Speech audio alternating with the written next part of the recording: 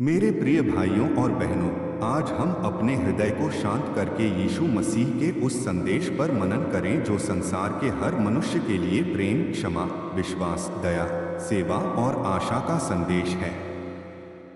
जीवन कभी एक जैसा नहीं रहता। कभी हमारे पास खुशियां होती हैं, कभी दुख आता है। कभी हमें लगता है कि सब कुछ हमारे पक्ष में है और कभी ऐसा लगता है कि हमारे सामने कोई रास्ता ही नहीं बचा। कभी परिवार में शांति होती है और कभी छोटी सी बात बड़ा विवाद बन जाती है। कभी हम अपने भविष्य को लेकर उत्साहित होते हैं और कभी भविष्य का विचार ही हमें डरा देता है। कभी हम अपने आप को मजबूत महसूस करते हैं और कभी अकेले कमरे में बैठकर अपने आंसू रोक नहीं पाते। ऐसे हर समय में यीशु मसीह का संदेश हमें यह याद दिलाता है कि हमारा जीवन केवल हमारी परिस्थितियों का नाम नहीं है। हमारे जीवन में परमेश्वर का प्रेम, उसकी दया और उसके मार्गदर्शन की भी जगह है। जब मनुष्य अपनी शक्ति की सीमा तक पहुंच जाता है, तब भी विश्वास का दरवाजा बंद नहीं होता। जब मनुष्य अपने अतीत की गलतियों से परेशान होता है, तब भी पश्चाताप और नई शुरुआत की संभावना रहती है। जब मनुष्य खुद को अकेला समझता है, तब भी परमेश्वर की ओर मुड़ने का रास्ता खुला रहता है। यीशु मसीह का संदेश सबसे पहले प्रेम का संदेश है। उन्होंने सिखाया कि परमेश्वर से प्रेम करना और अपने पड़ोसी से अपने समान प्रेम करना जीवन की सबसे महत्वपूर्ण बातों में से है। प्रेम केवल मीठे शब्द बोलने का नाम नहीं है। प्रेम का अर्थ है दूसरे की भलाई चाहना, उसकी पीड़ा को समझना, उसकी जरूरत में उसके साथ खड़ा होना और जहां संभव हो वहां उसकी सहायता करना। प्रेम का अर्थ है कि हम किसी व्यक्ति को केवल उसके रूप, धन, पद, जाति, भाषा, स्थिति या अतीत से न आंकें। हर मनुष्य सम्मान के योग्य है। हर व्यक्ति की एक कहानी है। हम अक्सर किसी व्यक्ति के चेहरे को देखते हैं, लेकिन उसके भीतर छिपे संघर्षों को नहीं देख पाते। कोई मुस्कुरा रहा हो तो जरूरी नहीं कि उसके हृदय में कोई दुख न हो।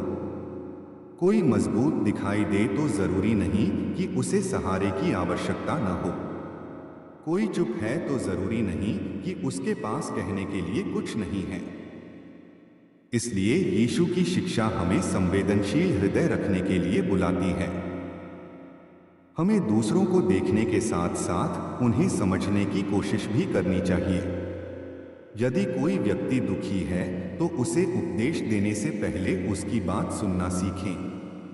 यदि कोई व्यक्ति गिर गया है तो उसे दोष देने से पहले उसे उठाने की कोशिश करें। यदि कोई गलती कर बैठा है तो उसे हमेशा उसी गलती से पहचानने के बजाय उसके परिवर्तन की संभावना को भी देखें। यीशु का प्रेम ऐसा प्रेम है जो मनुष्य को बदलने की आशा देता है।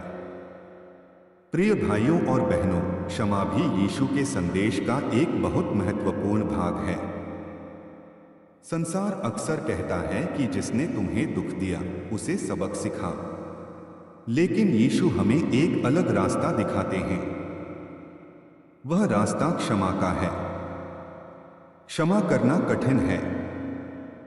जब किसी अपने ने हमारा विश्वास तोड़ा हो, जब किसी ने हमारे साथ अन्याय किया हो, जब किसी ने हमारे बारे में गलत कहा हो, जब किसी ने हमें धोखा दिया हो, तब मन में गुस्सा आना स्वाभाविक है। लेकिन यदि हम उस गुस्से को वर्षों तक अपने भीतर रखते हैं तो वह हमारे अपने मन को भी घायल करता रहता है। हम बाहर से आगे बढ़ते दिखाई दे सकते हैं, लेकिन अंदर वही पुराना दर्द जीवित रहता है। इसलिए क्षमा हमारे लिए भी एक मुक्ति का रास्ता हो सकती है। क्षमा का अर्थ यह नहीं है कि अन्याय सही था। क्षमा का अर्थ यह भी नहीं कि हमें हर व्यक्ति पर तुरंत दोबारा भरोसा करना चाहिए। क्षमा का अर्थ है कि हम अपने हृदय को बदले और घृणा के स्थायी बंधन में नहीं रखना चाहते। न्याय अपनी जगह हो सकता है, सीमाएं अपनी जगह हो सकती हैं, लेकिन हृदय में प्रेम और शांति की खोज भी अपनी जगह होनी चाहिए। यीशु ने अपने जीवन में क्षमा का उदाहरण दिया। अत्यंत पीड़ा के समय भी उन्होंने क्षमा की भावना दिखाई। इसलिए यदि आज आपके हृदय में किसी व्यक्ति के प्रति कड़वाहट है, तो परमेश्वर के सामने उसे रखिए। कहिए, प्रभु, मैं अपने बल से क्षमा नहीं कर पा रहा हूं। मेरे हृदय को बदल और मुझे इस दर्द से बाहर निकलने की शक्ति दे। हो सकता है क्षमा एक दिन में पूरी न हो, कभी कभी यह एक यात्रा होती है, लेकिन उस यात्रा की शुरुआत प्रार्थना से की जा सकती है। यीशु का संदेश हमें पश्चाताप और परिवर्तन की ओर भी बुलाता है। मनुष्य से गलतियां होती हैं। कोई भी ऐसा नहीं है जो अपने जीवन में कभी गलती न करे। कभी हम गलत बोलते हैं, कभी गलत निर्णय लेते हैं, कभी किसी को चोट पहुंचाते हैं, कभी अपने स्वार्थ में दूसरों को भूल जाते हैं और कभी ऐसी आदतों में फंस जाते हैं जिन्हें हम जानते हैं कि वे हमारे लिए अच्छी नहीं हैं।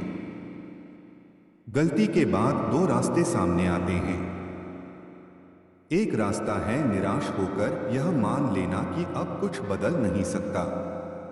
दूसरा रास्ता है अपनी गलती को स्वीकार करना और परिवर्तन की दिशा में पहला कदम उठाना। यीशु का संदेश दूसरे रास्ते की आशा देता है। सच्चा पश्चाताप केवल अपराध बोध में डूबना नहीं है।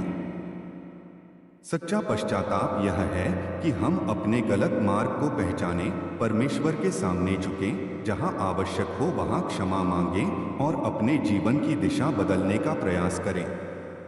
यदि हमने किसी को चोट पहुंचाई है तो जहां संभव हो वहां उस व्यक्ति से क्षमा मांगें।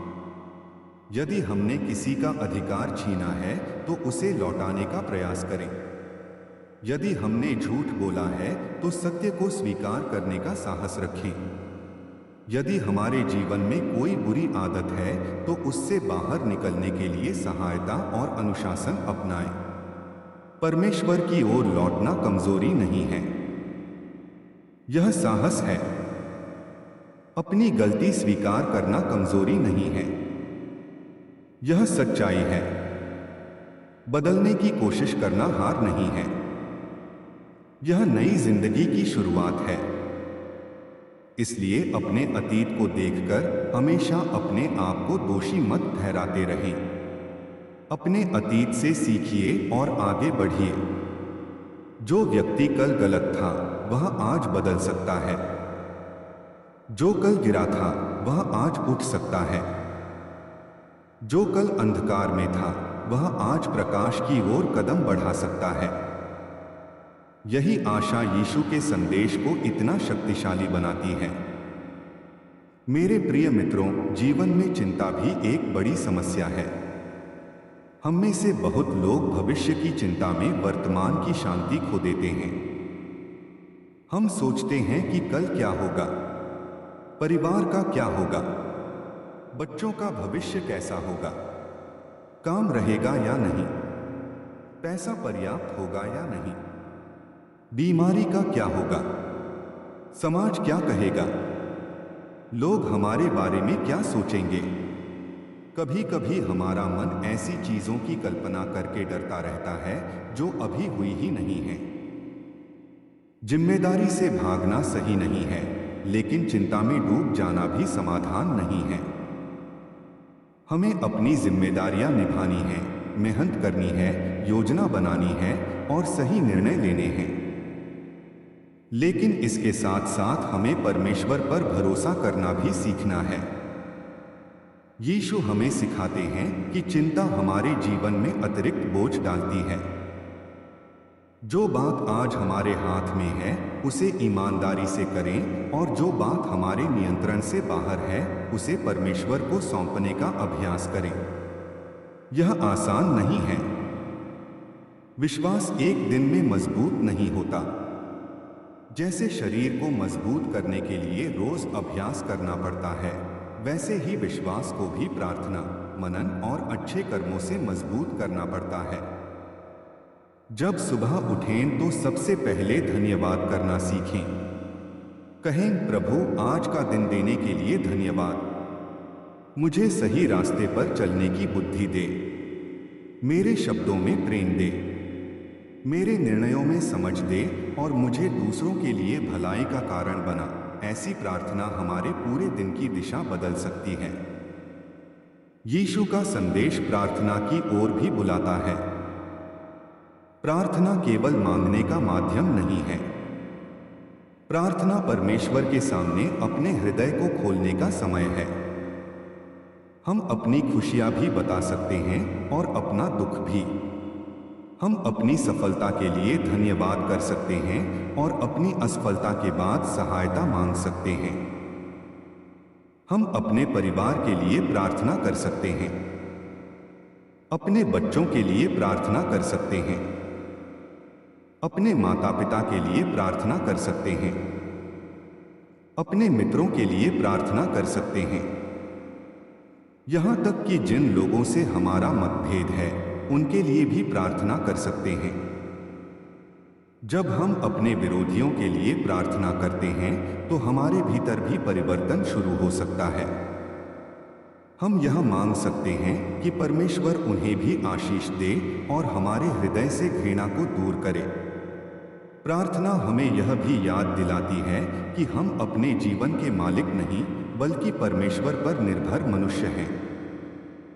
यह निर्भरता हमें नम्र बनाती है। नम्रता हमें दूसरों का सम्मान करना सिखाती है। यीशु ने सेवा के माध्यम से नम्रता का उदाहरण दिया। संसार में लोग अक्सर सोचते हैं कि महान बनने का अर्थ है दूसरों से ऊपर होना, लेकिन यीशु ने सेवा को महानता से जोड़ा। इसका अर्थ है कि यदि आपको कोई जिम्मेदारी मिली है तो उसका उपयोग दूसरों को दबाने के लिए नहीं बल्कि उनकी सहायता करने के लिए करें। यदि आप परिवार में बड़े हैं तो छोटों का सम्मान करें। यदि आप किसी पद पर हैं तो अपने नीचे काम करने वालों के साथ न्यायपूर्ण व्यवहार करें। यदि आपके पास धन है तो जरूरतमंदों के बारे में सोचें। यदि आपके पास ज्ञान है तो उसे दूसरों के काम आने दें। यदि आपके पास समय है तो अकेले व्यक्ति के साथ कुछ समय बिताएं। यदि आपके पास बोलने की क्षमता है तो निराश व्यक्ति को प्रोत्साहित करें। सेवा हमेशा बड़े मंच पर नहीं होती। सेवा घर के भीतर भी होती है। एक मां अपने परिवार की सेवा करती है। एक पिता अपने बच्चों के लिए मेहनत करता है। एक बच्चा अपने बुजुर्ग माता पिता का ख्याल रख सकता है। एक पड़ोसी दूसरे पड़ोसी की जरूरत में साथ खड़ा हो सकता है। एक मित्र अपने मित्र की परेशानी सुन सकता है। ये सभी प्रेम के कार्य हैं। यीशु का संदेश हमें दूसरों की जरूरतों को देखने वाली आंखें और सहायता करने वाला हृदय देने के लिए प्रेरित करता है। आज हमारे समाज में अकेलापन भी बहुत बढ़ गया है। बहुत से लोग भीड़ के बीच रहते हुए भी अकेले हैं। उनके पास मोबाइल में बहुत से संपर्क हो सकते हैं, लेकिन उनके पास अपने मन की बात कहने वाला कोई नहीं होता। इसलिए किसी के साथ वास्तविक बातचीत करना बहुत महत्वपूर्ण है। किसी व्यक्ति से पूछिए तुम कैसे हो और फिर उसके उत्तर को सच में सुनिए। यदि वह कहता है कि वह ठीक है लेकिन उसके चेहरे पर दुख दिखाई देता है तो प्रेम से कहिए कि यदि वह बात करना चाहे तो आप सुनने के लिए तैयार हैं। किसी की समस्या तुरंत हल करना हमेशा संभव नहीं होता, लेकिन उसके साथ खड़े होना संभव है। कभी कभी मनुष्य को समाधान से पहले संगति चाहिए। उसे यह महसूस होना चाहिए कि वह अकेला नहीं है। यीशु का संदेश हमें ऐसी संगति और करुणा का जीवन जीने के लिए बुलाता है। हमें गरीबों और जरूरतमंदों के प्रति भी संवेदनशील होना चाहिए। यदि हमारे पास भोजन है तो हमें उन लोगों को याद करना चाहिए जिनके पास पर्याप्त भोजन नहीं है। यदि हमारे पास पहनने के लिए पर्याप्त कपड़े हैं तो हमें जरूरतमंदों की मदद करनी चाहिए। यदि हमारे पास शिक्षा का अवसर है तो हम किसी बच्चे की पढ़ाई में सहायता कर सकते हैं। यदि किसी के पास काम नहीं है और हम उसके लिए अवसर की जानकारी दे सकते हैं तो मदद करें। हर समस्या का समाधान हमारे हाथ में नहीं होगा, लेकिन किसी एक व्यक्ति के लिए हम कुछ कर सकते हैं। करुणा का अर्थ है कि दूसरे का दुख हमें भीतर से छुए। यीशु ने ऐसे लोगों को महत्व दिया जिन्हें समाज अक्सर नजरअंदाज कर देता था। इसलिए हमें भी किसी को छोटा नहीं समझना चाहिए। मनुष्य का मूल्य उसके कपड़ों से नहीं, उसके बैंक खाते से नहीं और उसके पद से नहीं होता। हर जीवन मूल्यवान है। यही दृष्टि समाज को अधिक मानवीय बना सकती है। प्रिय भाइयों और बहनों, यीशु ने सत्य की शिक्षा। मेरे प्रिय भाइयों और बहनों, आइए हम यीशु मसीह के संदेश को और गहराई से अपने जीवन में समझें। यीशु का संदेश केवल दुख के समय सांत्वना देने वाला संदेश नहीं है, बल्कि यह पूरे जीवन को बदलने वाला मार्ग है। यह हमें बताता है कि मनुष्य अपने जीवन को किस प्रकार प्रेम, सत्य, दया, विश्वास और सेवा से भर सकता है। जब हम अपने चारों ओर देखते हैं तो हमें दिखाई देता है कि मनुष्य के पास पहले से अधिक साधन हैं, लेकिन फिर भी बहुत से लोग भीतर से बेचैन हैं। हमारे पास बात करने के लिए अनेक साधन हैं, फिर भी लोग अकेले हैं। हमारे पास जानकारी बहुत है, लेकिन हृदय की शांति कम है। हमारे पास संपत्ति बढ़ सकती है, लेकिन संतोष कम हो सकता है। ऐसे समय में यीशु हमें बाहरी चीजों से अधिक अपने हृदय को देखने के लिए कहते हैं। हमें यह पूछना चाहिए कि हमारे अंदर क्या चल रहा है। क्या हमारे भीतर प्रेम है? क्या हमारे भीतर क्षमा है? क्या हमारे भीतर दूसरों के लिए दया है? क्या हम अपने जीवन में परमेश्वर के लिए स्थान रखते हैं? यदि हमारे पास संसार की बहुत सारी चीजें हैं, लेकिन हृदय में शांति नहीं है, तो हमें अपने जीवन की दिशा पर विचार करना चाहिए। यीशु ने मनुष्य को यह सिखाया कि जीवन का वास्तविक मूल्य केवल वस्तुओं में नहीं है। मनुष्य के पास कितना धन है, कितनी प्रसिद्धि है, कितनी संपत्ति है या कितने लोग उसे जानते हैं, यह उसके जीवन की पूरी कहानी नहीं है। वास्तविक प्रश्न यह है कि वह अपने जीवन का उपयोग किस प्रकार कर रहा है। क्या उसके कारण किसी दुखी व्यक्ति को आशा मिलती है? क्या उसके कारण किसी जरूरतमंद को सहायता मिलती है? क्या उसके परिवार को उसके व्यवहार से प्रेम मिलता है? क्या उसके शब्द किसी को उठाते हैं या गिराते हैं? क्या वह सत्य और ईमानदारी के साथ चलता है? यही बातें हमारे चरित्र को बनाती हैं। इसलिए आज अपने जीवन को दूसरों से तुलना करने के बजाय अपने हृदय की जांच कीजिए। अपने आप से पूछिए कि यदि आज मुझे अपने जीवन में केवल एक चीज बदलनी हो तो वह क्या होगी। शायद आपको अपने क्रोध पर काम करना है।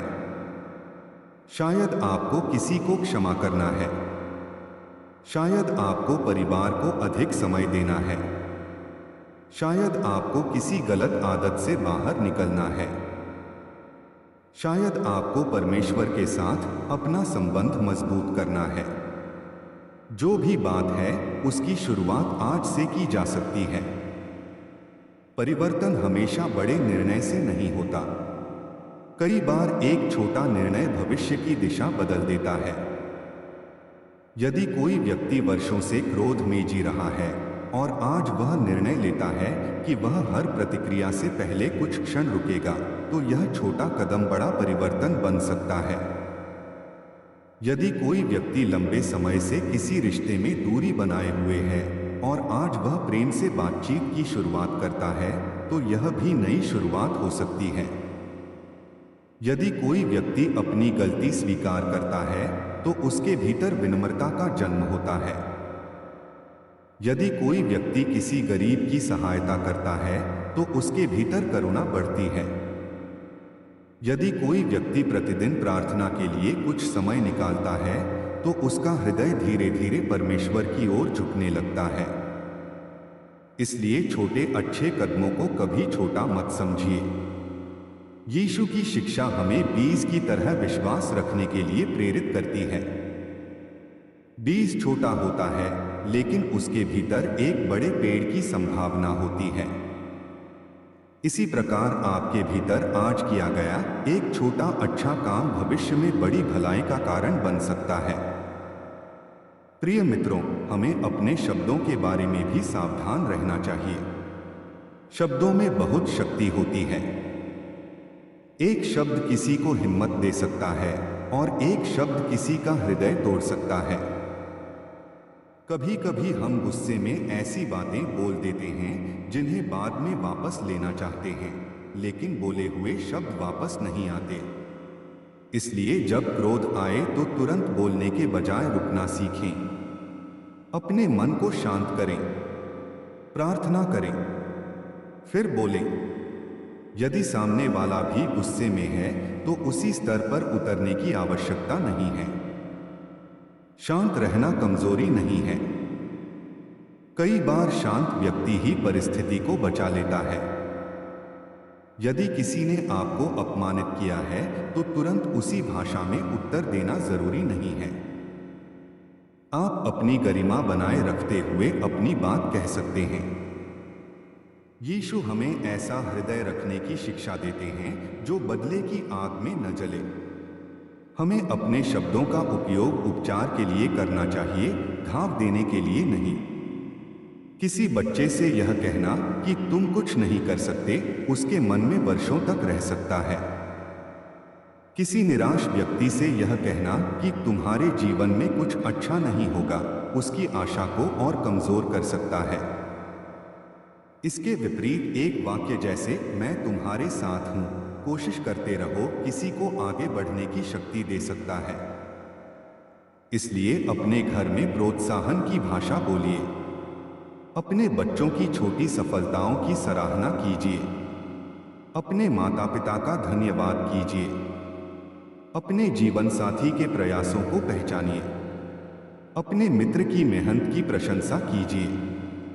जब कोई अच्छा काम करे तो उसे बताइए कि आपने उसकी अच्छाई देखी है। लोगों को केवल उनकी गलतियों से पहचानना बंद कीजिए। हर व्यक्ति में सुधार की संभावना होती है। यीशु का संदेश मनुष्य को उसके वर्तमान से आगे देखने की दृष्टि देता है। अब आइए हम विश्वास की बात करें। विश्वास का अर्थ यह नहीं कि जीवन में कोई समस्या नहीं आएगी।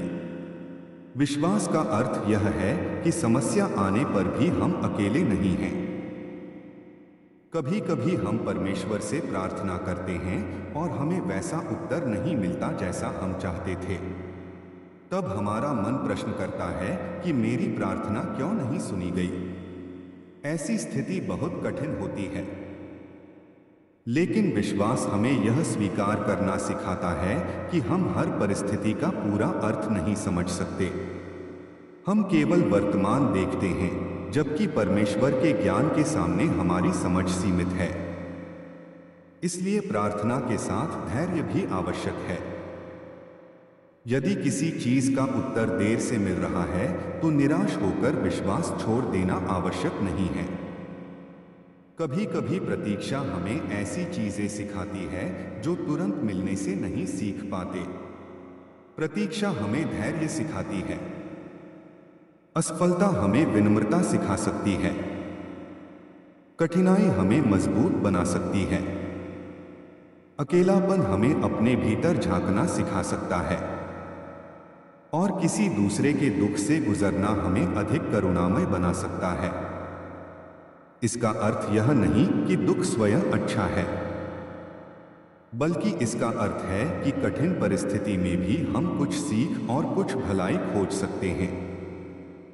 यीशु हमें यही दृष्टि देते हैं कि दुख को हमारी पूरी पहचान न बनने दें। यदि आज आप कठिन समय से गुजर रहे हैं तो अपने आप से कहें, यह समय कठिन है, लेकिन मेरी पूरी जिंदगी केवल यही समय नहीं है। यह वाक्य आशा की शुरुआत हो सकता है। यदि आज आपके पास नौकरी नहीं है तो यह आपकी पूरी पहचान नहीं है। यदि आज आपका रिश्ता टूट गया है तो यह आपके जीवन का अंत नहीं है। यदि आज आप किसी परीक्षा में असफल हुए हैं तो यह आपकी क्षमता का अंतिम निर्णय नहीं है। यदि आज किसी ने आपको ठुकराया है तो इसका अर्थ यह नहीं कि आप प्रेम के योग्य नहीं हैं। अपने जीवन को एक घटना से परिभाषित मत कीजिए।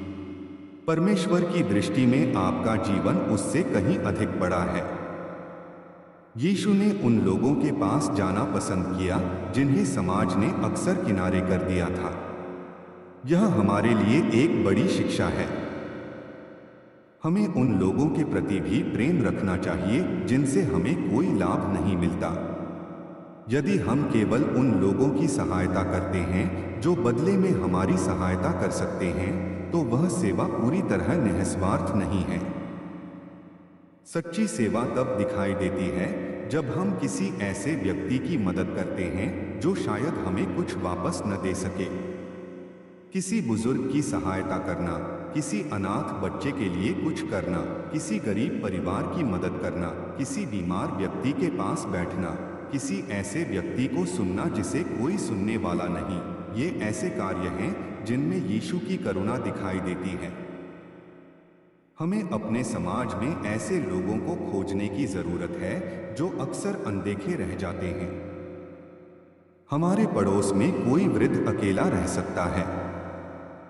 किसी परिवार में भोजन की कमी हो सकती है। कोई बच्चा पढ़ाई में सहायता चाहता हो सकता है। कोई व्यक्ति मानसिक रूप से बहुत दबाव में हो सकता है। किसी को नौकरी खोजने में मदद चाहिए हो सकती है। हम हर समस्या हल नहीं कर सकते, लेकिन किसी एक समस्या में मदद कर सकते हैं। हमें मैं क्या कर सकता हूं यह प्रश्न पूछना चाहिए। कभी कभी हम सोचते हैं कि हमारे पास बहुत कम है इसलिए हम कुछ नहीं कर सकते, लेकिन प्रेम में मात्रा से ज्यादा मन की भावना महत्वपूर्ण होती है। एक छोटी सहायता भी महत्वपूर्ण हो सकती है। यीशु का संदेश हमें उदारता सिखाता है, लेकिन उदारता केवल धन की नहीं होती। हम अपना समय दे सकते हैं, अपना ज्ञान दे सकते हैं, अपनी ऊर्जा दे सकते हैं, अपनी प्रार्थना दे सकते हैं और अपनी उपस्थिति दे सकते हैं।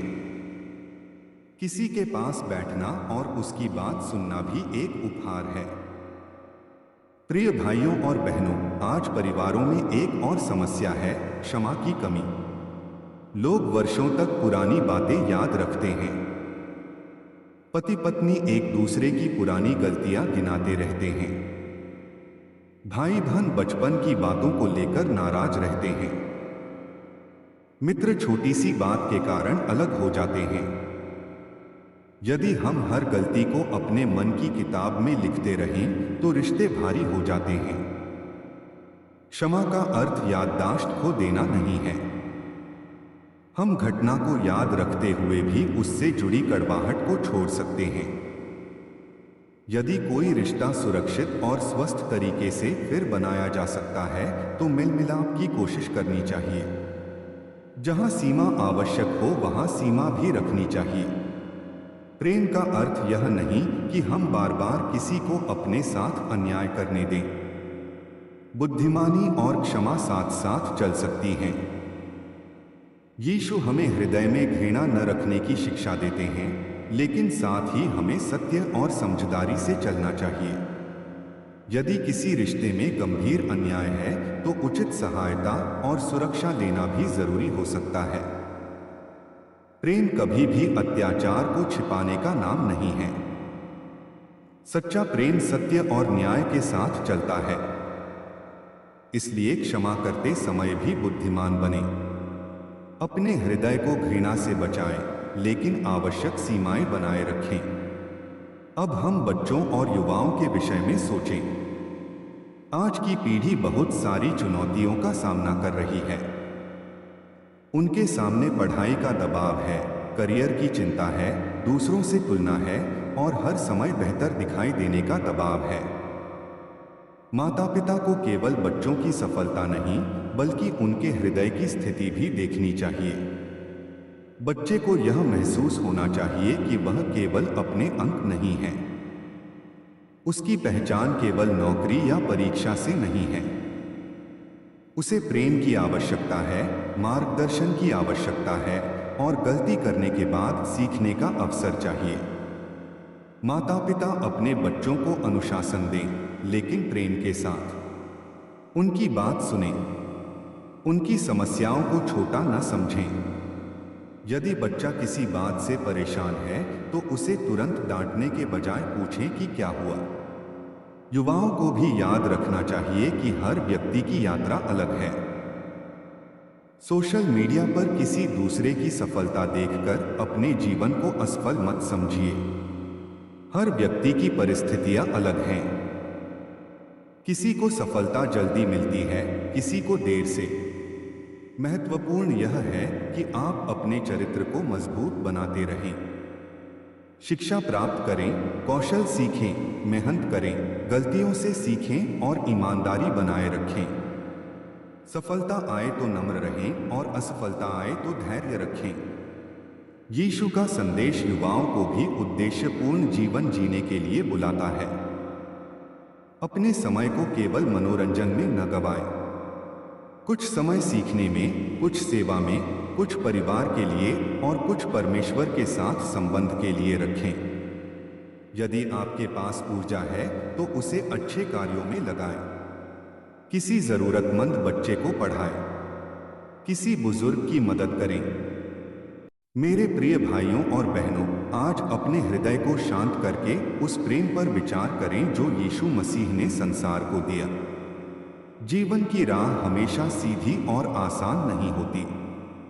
कभी हमारे सामने अवसरों के द्वार खुलते हैं और कभी ऐसे रास्ते आते हैं जहां हमें समझ नहीं आता कि आगे किस दिशा में जाना है। कभी हमारे आसपास बहुत से लोग होते हैं और फिर भी हमारा मन अकेलापन महसूस करता है। कभी हमारी मेहनत का परिणाम तुरंत मिलता है और कभी लंबे समय तक प्रतीक्षा करनी पड़ती है। ऐसे हर समय में यीशु का संदेश हमें अपने भीतर एक ऐसी शक्ति खोजने के लिए बुलाता है जो परिस्थितियों से बड़ी हो।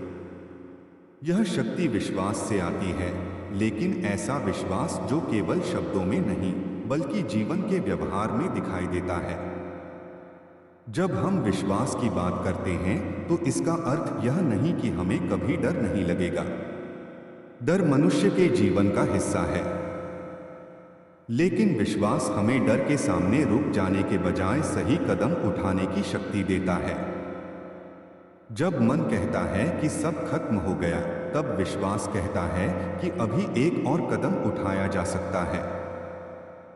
जब निराशा कहती है कि तुम्हारे लिए कोई रास्ता नहीं, तब आशा कहती है कि शायद वह रास्ता अभी दिखाई नहीं दे रहा, लेकिन खोज जारी रखो। जब अतीत हमें पीछे खींचता है, तब परमेश्वर की ओर मुड़ना हमें आगे देखने की क्षमता देता है। इसलिए अपने अतीत को अपने भविष्य का मालिक मत बनने दीजिए। आपने जो खोया है वह महत्वपूर्ण हो सकता है, लेकिन जो आगे है उसकी संभावना भी उतनी ही वास्तविक है।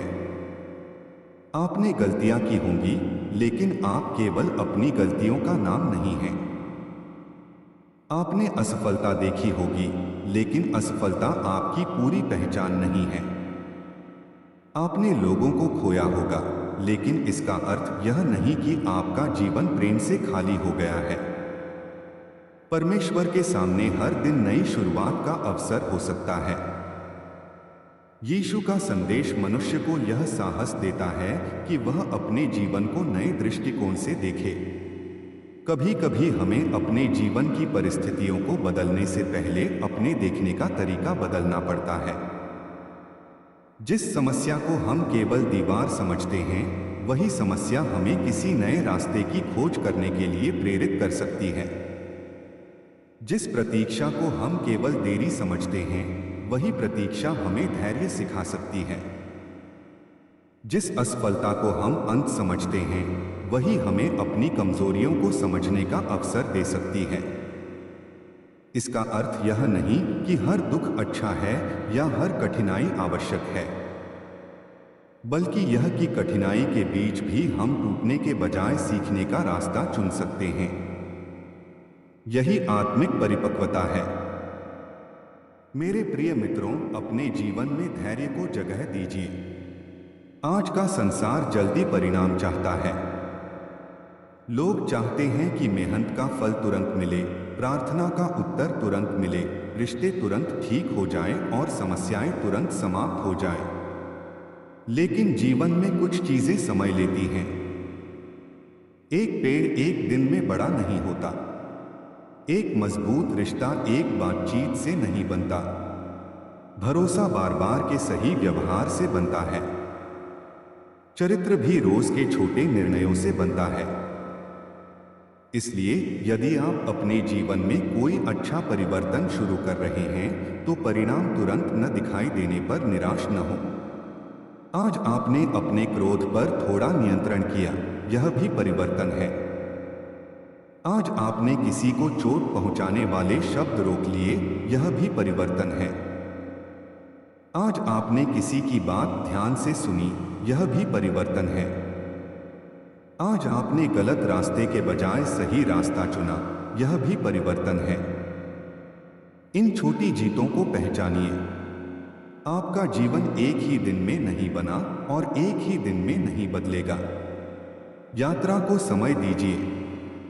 यीशु की शिक्षा हमें धैर्यवान हृदय की ओर ले जाती है। हमें दूसरों के साथ भी धैर्य रखना चाहिए। हर व्यक्ति अपनी गति से सीखता है। कोई व्यक्ति जल्दी बदल जाता है, किसी को अधिक समय लगता है। किसी की गलती हमें दिखाई देती है, लेकिन उसकी पूरी कहानी हमें नहीं पता। इसलिए सुधार की बात करते समय करुणा रखिए। यदि कोई व्यक्ति गिरा है, तो उसे केवल यह बताना कि वह गिर गया है, उसकी मदद नहीं करता। उसे हाथ देकर उठाने की कोशिश कीजिए। यदि वह फिर गिरता है, तो उसे सही दिशा समझाइए। यदि उसे बार बार सहायता की आवश्यकता है, तो उचित सीमाओं के भीतर सहायता दीजिए। प्रेम का अर्थ केवल भावनाएं नहीं, बल्कि जिम्मेदारी भी है। हमें किसी को गलत रास्ते पर जाते देखकर चुप नहीं रहना चाहिए, यदि प्रेम पूर्वक उसे रोकना संभव हो। लेकिन रोकते समय अपमान न करें।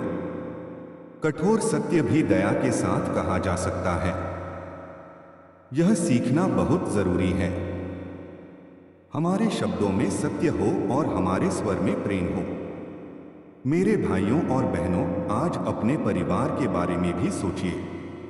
परिवार केवल एक साथ रहने वाले लोगों का समूह नहीं है। परिवार वह स्थान होना चाहिए जहां मनुष्य अपने संघर्षों के बीच सुरक्षित महसूस करे, जहां वह अपनी कमजोरी छिपाने के बजाय कह सके कि आज मेरा मन अच्छा नहीं है, जहां गलती के बाद सुधार की संभावना हो, जहां सफलता पर खुशी मनाई जाए और असफलता पर साथ दिया जाए। यदि हमारे घर में केवल आलोचना है, तो बच्चे डरना सीखेंगे। यदि केवल तुलना है, तो वे स्वयं को कम समझना सीखेंगे। यदि केवल आदेश हैं, तो संवाद कमजोर होगा। इसलिए घर में प्रेमपूर्ण वातावरण बनाने की जिम्मेदारी हर सदस्य की है। माता पिता अपने बच्चों को केवल यह न सिखाएं कि दुनिया में कैसे सफल होना है, बल्कि यह भी सिखाएं कि दुनिया में अच्छे मनुष्य कैसे बनना है। बच्चों को यह बताइए कि ईमानदारी कभी पुरानी नहीं होती। किसी की कमजोरी का मजाक उड़ाना बहादुरी नहीं है। दूसरों की सहायता करना कमजोरी नहीं है। गलती स्वीकार करना शर्म की बात नहीं है। किसी की सफलता से खुश होना महान हृदय की निशानी है और अपनी असफलता से सीखना बुद्धिमानी है। युवाओं को भी अपने माता पिता और बुजुर्गों के अनुभव का सम्मान करना चाहिए। हर पीढ़ी की अपनी कठिनाइयां होती हैं। पुराने लोगों की सोच हर बात में सही हो ऐसा जरूरी नहीं, लेकिन उनके अनुभव को पूरी तरह बेकार समझना भी उचित नहीं। बातचीत से पीढ़ियों के बीच दूरी कम की जा सकती है। घर में भोजन का समय केवल खाना खाने का समय न हो, बल्कि एक दूसरे को सुनने का समय भी हो। यदि परिवार रोज कुछ मिनट भी बिना मोबाइल और बिना अनावश्यक व्यस्तता के एक दूसरे से बात करे तो कई गलतफहमियां बनने से पहले ही समाप्त हो सकती हैं। यीशु का प्रेम हमें संबंधों को महत्व देना सिखाता है। रिश्ते अपने आप मजबूत नहीं रहते, उन्हें समय, सम्मान और विश्वास की आवश्यकता होती है। प्रिय मित्रों, अपने मित्रों के बारे में भी सोचिए। सच्चा मित्र वह नहीं जो केवल आपकी खुशी में आपके साथ रहे। सच्चा मित्र वह भी है जो आपकी गलती पर आपको सही बात बताने का साहस रखता है और आपकी कठिनाई में आपका साथ नहीं छोड़ता। हमें ऐसे मित्र बनना चाहिए। यदि हमारा मित्र गलत रास्ते पर जा रहा है तो केवल इसलिए उसका समर्थन न करें कि वह हमारा मित्र है। प्रेम कभी कभी कठिन सत्य बोलने का साहस भी देता है, लेकिन ध्यान रखें कि किसी को नियंत्रित करने और किसी की भलाई चाहने में अंतर है। हम सलाह दे सकते हैं, लेकिन सामने वाले की स्वतंत्रता का सम्मान भी करना चाहिए। यदि कोई हमारी सलाह स्वीकार नहीं करता तो हर बार विवाद करना आवश्यक नहीं। अपनी चिंता व्यक्त करें, प्रार्थना करें और उसे सही निर्णय लेने की जिम्मेदारी दें। इसी तरह यदि कोई हमें सलाह देता है तो तुरंत यह मत मानिए कि वह हमारा विरोध कर रहा है। कभी कभी आलोचना में भी हमारे लिए सीख छिपी होती है। नम्र मन वही है जो सीख सकता है। जिस मनुष्य को लगता है कि उसे किसी से कुछ सीखने की आवश्यकता नहीं, उसका विकास रुक सकता है। यीशु की शिक्षा हमें नम्रता की ओर ले जाती है। नम्रता का अर्थ स्वयं को छोटा समझना नहीं है। नम्रता का अर्थ है अपनी क्षमता को जानते हुए भी दूसरों को कम न समझना। यदि आप किसी क्षेत्र में अच्छे हैं तो धन्यवाद दीजिए और उस क्षमता का उपयोग भलाई के लिए कीजिए। किसी कमजोर व्यक्ति का मजाक बनाकर अपनी क्षमता साबित करने की आवश्यकता नहीं। किसी को पीछे छोड़कर आगे बढ़ना ही सफलता नहीं है। कभी कभी किसी को साथ लेकर आगे बढ़ना बड़ी सफलता होती है। यदि आपको कोई नया अवसर मिला है तो सोचिए कि आप उसके माध्यम से किसी और के लिए अवसर कैसे बना सकते हैं। यदि आपने किसी कठिन परिस्थिति को पार किया है तो उस अनुभव से किसी और को मार्गदर्शन दीजिए। आपका संघर्ष किसी दूसरे के लिए शिक्षा बन सकता है। आपकी कहानी किसी निराश व्यक्ति को हिम्मत दे सकती है। इसलिए अपनी कहानी को केवल शर्म के रूप में मत देखिए, उसमें सीख भी खोजिए। आपने जिन कठिनाइयों से होकर यात्रा की है, उन्होंने आपको अधिक संवेदनशील बनाया हो सकता है। यदि आपने गरीबी देखी है तो गरीबों के दर्द को बेहतर समझ सकते हैं। यदि आपने अकेलापन देखा है तो अकेले व्यक्ति के साथ बैठने का मूल्य जान सकते हैं। यदि आपने असफलता देखी है तो असफल व्यक्ति को अपमानित करने के बजाय उसे समझ सकते हैं। यदि आपने किसी प्रिय व्यक्ति को खोया है तो शोक में डूबे व्यक्ति के आंसू को अधिक गहराई से समझ सकते हैं। जीवन के अनुभव हमें दूसरों के लिए अधिक उपयोगी बना सकते हैं। प्रिय भाइयों और बहनों, अपने मन की शांति की भी रक्षा कीजिए। हर बात में शामिल होना आवश्यक नहीं। हर विवाद में अपनी राय देना आवश्यक नहीं। हर संदेश का तुरंत जवाब देना आवश्यक नहीं। हर व्यक्ति को खुश करना संभव नहीं। यदि आप हर किसी की स्वीकृति पाने की कोशिश करेंगे तो आप अपने भीतर की शांति खो सकते हैं। सही बात पर खड़े रहिए, लेकिन हर विरोध को व्यक्तिगत युद्ध मत बनाइए। कुछ चीजें समय के साथ स्पष्ट होती हैं। कभी कभी मौन सबसे समझदार उत्तर होता है।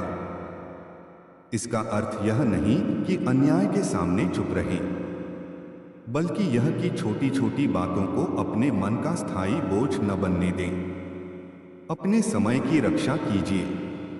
अपने मन को लगातार नकारात्मकता से भरने से बचिए। हर दिन कुछ समय प्रकृति में बिताएं, परिवार के साथ बैठें, प्रार्थना करें, अपने विचार लिखें या शांत होकर अपने जीवन पर विचार करें। मन को भी विश्राम चाहिए। शरीर थकता है तो हम उसे आराम देते हैं। मन थकता है तो हमें उसकी भी देखभाल करनी चाहिए। यदि कोई व्यक्ति लगातार चिंता, उदासी या अत्यधिक तनाव से परेशान है तो उसे भरोसेमंद व्यक्ति से बात करनी चाहिए और आवश्यकता होने पर उचित पेशेवर सहायता लेनी चाहिए। मदद मांगना विश्वास की कमी नहीं है। कई बार सहायता भी परमेश्वर द्वारा उपलब्ध कराया गया एक माध्यम हो सकती है। यीशु का संदेश हमें एक दूसरे का भार उठाने के लिए प्रेरित करता है। हमें यह सोचकर सब कुछ अकेले नहीं उठाना चाहिए कि सहायता मांगना कमजोरी है। प्रिय मित्रों, अपने काम के प्रति भी ईमानदार रहिए। चाहे आपका काम छोटा हो या बड़ा, उसे जिम्मेदारी से कीजिए। दुनिया अक्सर पद के आधार पर काम की कीमत तय करती है, लेकिन हर ईमानदार काम सम्मान के योग्य है। किसान का काम महत्वपूर्ण है। सफाई करने वाले का काम महत्वपूर्ण है। शिक्षक का काम महत्वपूर्ण है। चालक का काम महत्वपूर्ण है। दुकानदार का काम महत्वपूर्ण है। चिकित्सक, इंजीनियर, मजदूर, कलाकार, कर्मचारी, गृहिणी, विद्यार्थी, हर व्यक्ति समाज में किसी न किसी रूप में योगदान देता है। इसलिए किसी के काम को छोटा समझकर उसका अपमान न करें। यदि आपको किसी से सेवा मिलती है तो धन्यवाद कहें। अपने कर्मचारियों के साथ सम्मान से व्यवहार करें। यदि आप किसी के लिए काम करते हैं तो अपनी जिम्मेदारी ईमानदारी से निभाएं। काम के स्थान पर राजनीति, चुगली और अनावश्यक विवाद से बचें। किसी की प्रतिष्ठा को नुकसान पहुंचाकर स्वयं ऊपर जाने की कोशिश न करें। यदि आप आगे बढ़ना चाहते हैं तो अपनी क्षमता बढ़ाइए, किसी दूसरे को गिराकर नहीं। यीशु का संदेश हमारे काम में भी दिखाई देना चाहिए। हमारे हाथ जो काम करें उसमें ईमानदारी हो, हमारे निर्णयों में न्याय हो, हमारे व्यवहार में सम्मान हो। यदि कभी आप